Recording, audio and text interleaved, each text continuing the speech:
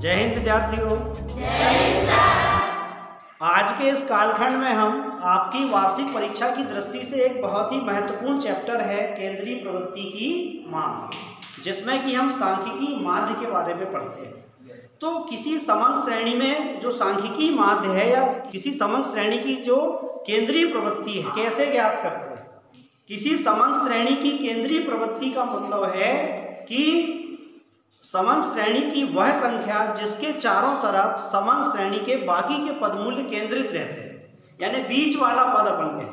क्या कहें उसको? बीच वाला पद। बीच वाला ऐसा पद जिसके चारों तरफ समंक श्रेणी के सारे पदमूल्य केंद्रित रहते हैं। बोलचाल की भाषा में हम इसको औसत भी कहते हैं। कई बार हम एवरेज निकालते हैं, औसत। जैसे कि मेरी मोटरसाइकिल 70 किलोमीटर का एवरेज देती है, बोलचाल की भाषा में हम एवरेज कहेंगे, हालांकि वो माइलेज है। माइलेज मतलब प्रति लीटर वो कितने किलोमीटर चलती है, तो ये क्या है? गाड़ी का माइलेज है। लेकिन हम बोलचाल में उसको क्या कहते हैं? एवरेज। कभी कभी गाड़ी 1 लीटर में 75 किलोमीटर भी चलती है, कभी 1 लीटर में 65 किलोमीटर भी चलती है। हमने 4 बार गाड़ी में 1-1 लीटर पेट्रोल डलाया और उसको चलाकर देखा, है ना, तो एक बार 60 चली, 65 चली, 70 चली, 75 चली। तो चारों का हम योग करके उसमें 4 से भाग कर देंगे तो हमको क्या मिल जाएगा? एवरेज, यानी केंद्रीय प्रवृत्ति मिली कि हमारी गाड़ी का जो माइलेज है उस माइलेज की केंद्रीय प्रवृत्ति क्या है। तो केंद्रीय प्रवृत्ति में जो सबसे महत्वपूर्ण है, जो सबसे पहले हम पढ़ते हैं, वह पढ़ते हैं हम समांतर माध्य। केंद्रीय प्रवृत्ति को मापने का सबसे जो सरल माध्यम है वह क्या है? समांतर माध्य या मीन। इसके अलावा मध्यिका और बहुलक, आपने सुना है ना, मध्यिका और बहुलक। मध्यिका और बहुलक भी किसी समंक श्रेणी की केंद्रीय प्रवृत्ति को मापने की विधियां हैं। तो आज के कालखंड में हम विशेष रूप से समांतर माध्य के बारे में पढ़ेंगे। समंक श्रेणियां होती कितने प्रकार की? हमको समंक श्रेणियों के प्रकार भी पता होने चाहिए। तो मुख्य रूप से समंक श्रेणियां जो होती हैं वो 2 तरह की होती हैं। एक होती है असमूहित समंक श्रेणी और दूसरी होती है समूहित समंक श्रेणी। अब जो असमूहित है इसी को हम कहते हैं व्यक्तिगत श्रेणी। क्या कहते हैं? व्यक्तिगत श्रेणी भी है। इसमें व्यक्तिगत पदमूल्य दिए होते हैं। जैसे कि यहाँ पर आप एक प्रश्न देख रहे हैं। प्रश्न क्या है? 5 परिवारों का दैनिक व्यय दिया गया है। 132, 140, 144, 136, 148, ये क्या दिए हैं? 5 परिवारों के दैनिक व्यय, रोज का खर्च। क्या करना है? समांतर माध्य की गणना करना। तो यहाँ पर ये जो समंक श्रेणी है, ये समंक श्रेणी कैसी है? असमूहित है, यानी व्यक्तिगत श्रेणी। तो ऐसी और भी श्रेणियां हैं, जैसे समूहित। अब जो दूसरा प्रकार है वह क्या है? समूहित श्रेणी। अब समूहित श्रेणी 2 तरह की होती है। एक होती है खंडित श्रेणी, जिसको कि हम विविक्त श्रेणी भी कहते हैं, और दूसरी होती है संतत या सतत श्रेणी। संतत या सतत श्रेणी। तो हम इनके बारे में भी पढ़ेंगे, लेकिन आज के कालखंड में हम विशेष रूप से क्या देखेंगे? व्यक्तिगत श्रेणी में आप समांतर माध्य कितने प्रकार से निकाल सकते हैं। तो व्यक्तिगत श्रेणी में समांतर माध्य निकालने की 3 विधियां हैं। पहली विधि कहलाती है प्रत्यक्ष विधि, दूसरी विधि है कल्पित माध्य विधि, और तीसरी विधि है पद विचलन विधि। आज हम इन तीनों ही विधियों के बारे में देखेंगे। प्रश्न हम उदाहरण के रूप में यही ले लेते हैं कि 5 परिवारों का जो दैनिक व्यय है, इस दैनिक व्यय के आधार पर हम समांतर माध्य की गणना करेंगे। तो प्रत्यक्ष विधि में जो समांतर माध्य ज्ञात करने का सूत्र है, उसका स्वरूप क्या होता है? बार x बराबर सिग्मा x बटे n।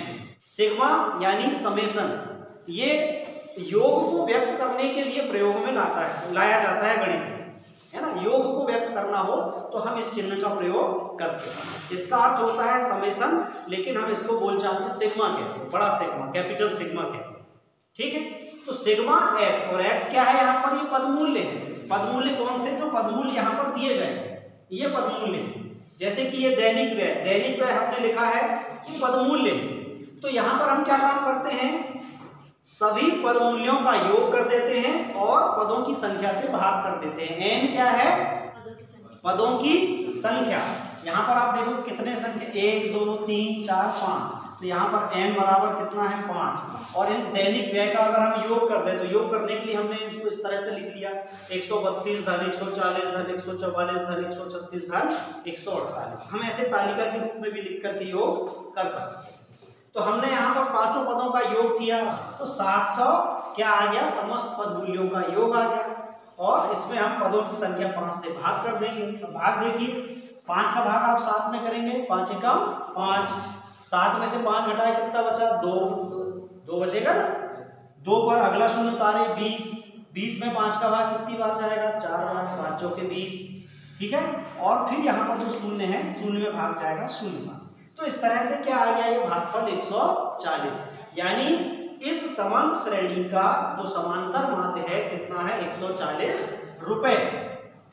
चूंकि ये क्या था दैनिक व्यय का, दैनिक व्यय को हम रुपए में प्रदर्शित करेंगे तो यहाँ पर 140 रुपए क्या आ गया समांतर माध्य। अब इसी सवाल को, इसी प्रश्न को हम अगर कल्पित माध्य विधि से हल करें तो कल्पित माध्य यहाँ पर नाम में ही आप देखना, कल्पित माध्य माने जिस माध्य की कल्पना कर ली गई, हमने मान लिया।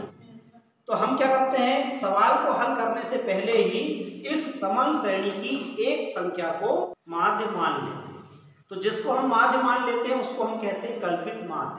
और समान श्रेणी का प्रायः हम क्या करते हैं, सबसे छोटा या सबसे बड़ा ना लेके बीच वाला कोई पद ले लेते हैं। अब जैसे यहाँ पर सबसे छोटा पद मूल्य क्या है 132 है और सबसे बड़ा क्या है 148। तो हम 132 को भी नहीं लेंगे, 148 को भी नहीं लेंगे, कल्पित माध्य में हम फिर बाकी के जो बचे हैं उनमें से कोई भी एक संख्या को ले लेंगे।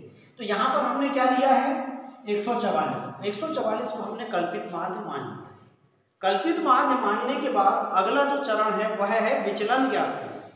यहाँ पर आप देखें कि जो पदमूल्य दिए गए, जैसे पहला पदमूल्य क्या है 132, क्या है 132 का हम कल्पित माध्य से विचलन ज्ञात करेंगे। तो हम क्या करते हैं, विचलन बराबर, विचलन को हम d से प्रदर्शित कर रहे हैं तो विचलन d बराबर x माइनस a।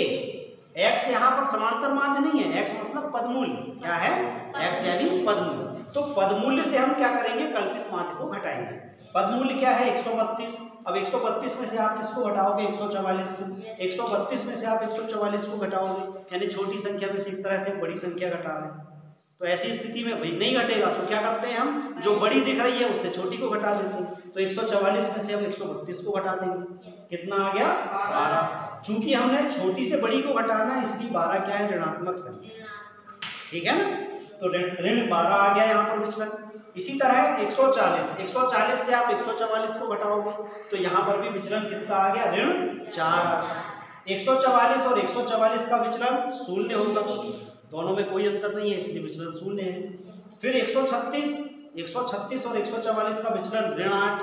148 के विचलन कितना होगा, 148 बड़ी संख्या है, इससे आप 144 घटाओगे तो जो विचलन आएगा वो धनात्मक धन 4।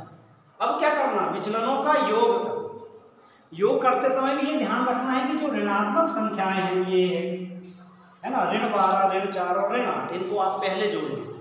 हमने जोड़ा 12 और 4 16, 16 और 8 24। चूंकि तीनों ऋण वाली संख्याएं इसलिए योग ऋण 24 है। क्या आया ऋण 24। और धन 4 धनात्मक संख्या एक ही है, इसको अब हम बाद में जोड़ देंगे। तो ऋण 24 और धन 4, जब आप इसको जोड़ोगे तो धन 4 यानी 24 में से हम 4 को घटा देंगे। जब एक ऋणात्मक संख्या और एक धनात्मक संख्या को जोड़ते हैं तो हम क्या करते हैं, जो संख्या बड़ी, दोनों का चिन्ह अलग अलग है, एक ऋण है एक धन है, तो जो बड़ी संख्या है उससे छोटी को घटा देते हैं। मतलब 24 में से हम 4 को घटा दिया, क्या हो गया 20, ठीक है। और बड़ी संख्या का चिन्ह लगा देंगे, जो बड़ी दिखाई दे रही ना, बड़ी दिखाई कौन सी दे रही 24, ये है नहीं बड़ी, ये संख्या बड़ी है नहीं, दिखाई दे रही है ना। तो बड़ी दिखाई देने वाली संख्या का चिन्ह जो है ऋण, वो हम काय में लगा देंगे, उत्तर में लगा देंगे, तो ऋण 20 आ गया। अब हम कल्पित माध्य विधि द्वारा समांतर माध्य बराबर 12x बराबर a धन सिग्मा d के बटे n, इस सूत्र में हम मान रख देंगे। तो यहाँ पर 12x बराबर a के स्थान पर हमने क्या लिखा 144 जो कल्पित माध्य है ना। और फिर सिग्मा d का मान ऋण 20, तो ऋण 20 के बटे 5, ठीक है। 5 से यह 20 विभाजित हो गया 4 बार। अब ये 4 बार विभाजित हुआ तो 4 भी कैसा है ऋण 4, ठीक है। अब यहाँ पर 144 धन ऋण 4, तो धन और ऋण जब ये पास पास आते हैं तो इनका गुणा होता है, गुणा होता है और क्या हो जाता है, गुणनफल ऋण हो जाता है। तो धन और ऋण का क्या हो जाएगा, यहाँ ऋण हो जाएगा। क्यों, कब होता है, गुणा में, गुणा हुआ इसलिए यहाँ क्या हो गया, ऋण। तो ऋण 4, तो 144 ऋण 4 यानी 140।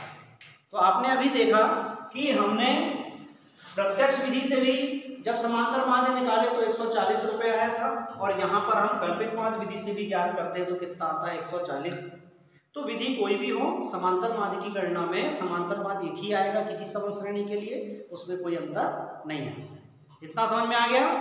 अब जो तीसरी विधि है पद विचलन विधि, पद विचलन विधि इस कल्पित माध्य विधि का ही थोड़ा सा परिवर्तित रूप। क्या अंतर है वो आप समझ लीजिए। यहाँ पर आप देखो कि ये जो विचलन है, ये विचलन बहुत बड़ी संख्याएं नहीं आई हैं, 12, 4, 8, 4, इनको जोड़ना घटाना आसान है। लेकिन अगर यहाँ बड़ी बड़ी संख्याएं आ जाती, 800, 500, 700, है ना, बड़ी बड़ी संख्याएं आती, तो हम क्या करते हैं, उनको छोटा करने के लिए उनके समापवर्तक से, यहाँ पर आप देखिए सूत्र का प्रारूप बदल गया। 12x बराबर a मतलब कल्पित माध्य, धन sigma d dash, sigma d dash, यहाँ पर क्या है, सिग्मा d, यहाँ पर क्या है, सिग्मा d डैश। तो d डैश क्या है, हम इस d में यानी विचलन में क्या करते हैं, इन विचलनों के समापवर्तक से क्या करते हैं, भाग करते। समापवर्तक किनका, विचलनों का।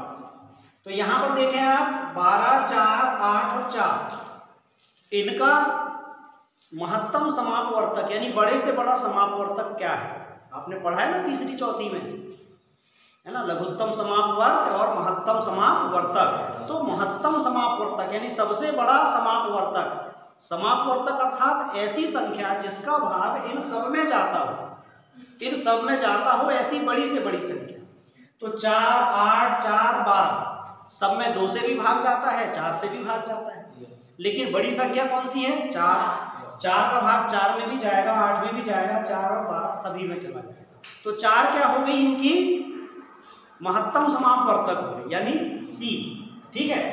4 से भाग कर देंगे, जैसे अब यहाँ पर क्या ऋण 12, ऋण 12 में हम 4 से भाग कर देंगे तो क्या हो जाएगा, 4 तिया 12 यानी ऋण 3। इसी तरह 4 में 4 से भाग कर दिए तो 4 एकम 4, फिर 0 में भाग करेंगे तो 0, 8 में 4 से भाग करेंगे तो 4 दूनी 8, 2 बार भाग गया, और 4 में भाग करेंगे तो 4 एकम 4।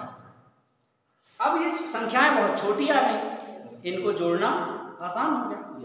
तो पद विचलन विधि कल्पित माध्य विधि का ही थोड़ा परिवर्तित रूप है। अब जैसे मान लीजिए इनका हम योग कर दें, अब सिग्मा d डैश का योग कर दें, तो यहाँ पर देखिए ऋण 3 और ऋण 1 क्या है, ऋण 4 जुड़ गया है ना, ऋण 4 और ऋण 2 तो ऋण 6 हो, ऋण 6।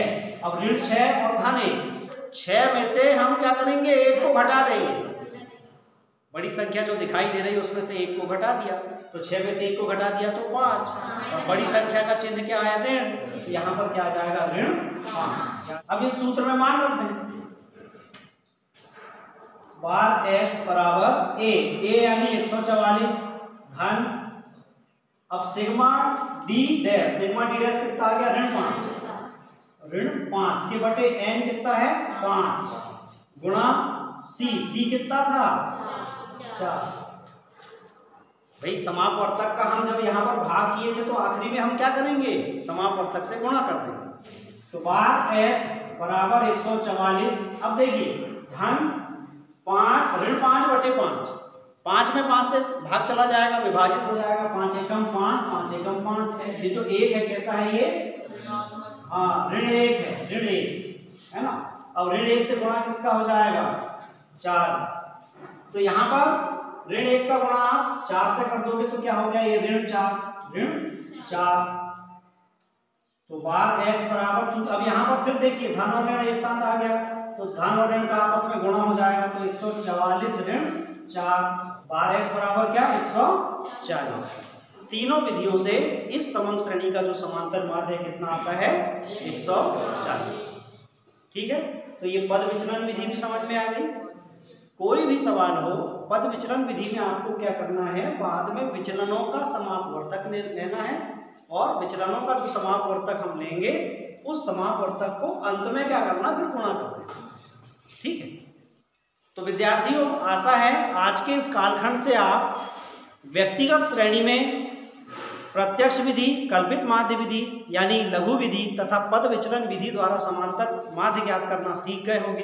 हम अपने अगले कालखंड में खंडित श्रेणी या विविक्त श्रेणी में किस तरह से समांतर माध्य ज्ञात करते हैं, इसकी विभिन्न विधियों के बारे में देखेंगे। आपसे एक आग्रह है, अगर अभी तक आपने हमारे चैनल को सब्सक्राइब नहीं किया है या चैनल पर पहली बार आए हैं तो चैनल को अवश्य ही सब्सक्राइब कर लीजिए, साथ ही बेल आइकन को भी क्लिक कर लीजिए, जिससे कि आपको हमारे नए वीडियोस की नोटिफिकेशन प्राप्त होती रहे। तो मिलते हैं अगले वीडियो में, तब तक के लिए नमस्कार, जय हिंद।